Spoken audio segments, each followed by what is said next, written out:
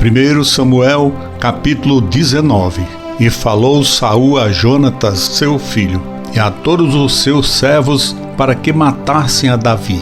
Porém, Jonatas, filho de Saul, estava muito afeiçoado a Davi. E Jonatas o anunciou a Davi, dizendo: Meu pai Saul procura matar-te, pelo que agora guarda-te pela manhã e fica-te em oculto e esconde-te.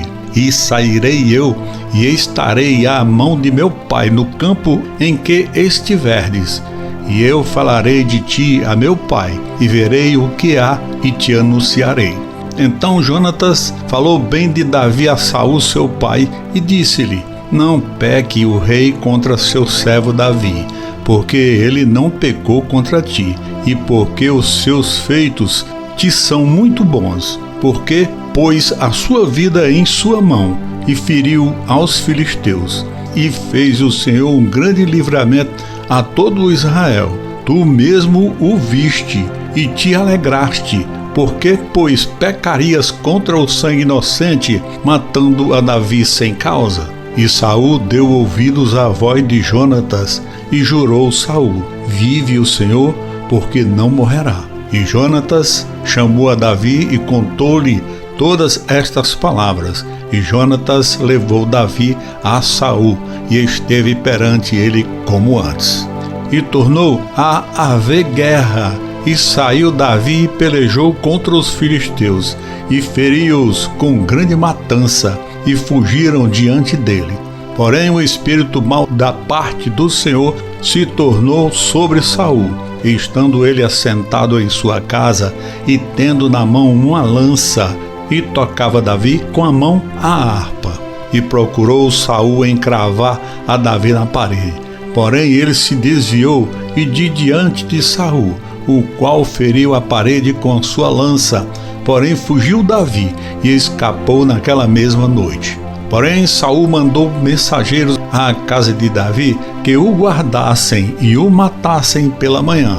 Do que Mical, sua mulher, avisou a Davi, dizendo: Se não salvares a tua vida esta noite, amanhã te matarão.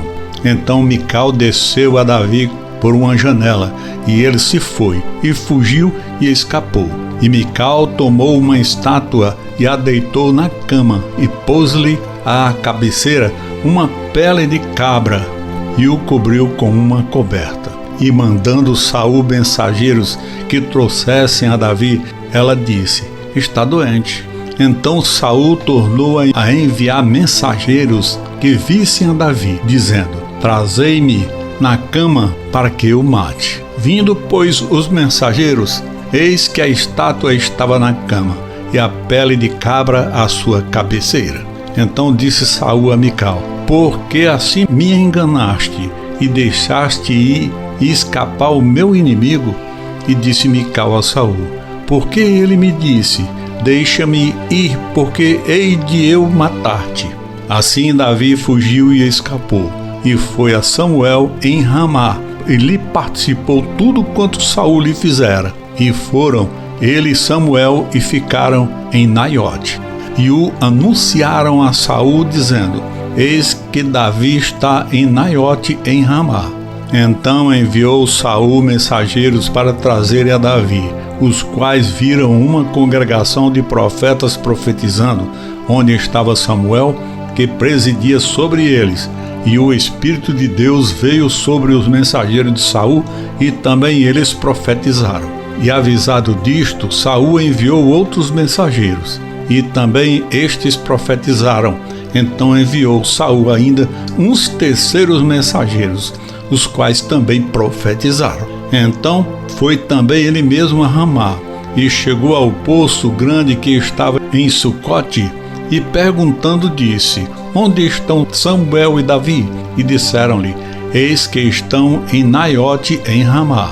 Então foi para Naiote em Ramá, e o mesmo Espírito de Deus veio sobre ele, e ia profetizando até chegar a Naiote em Ramá. E ele também despiu as suas vestes e profetizou diante de Samuel, e esteve nu por terra todo aquele dia e toda aquela noite.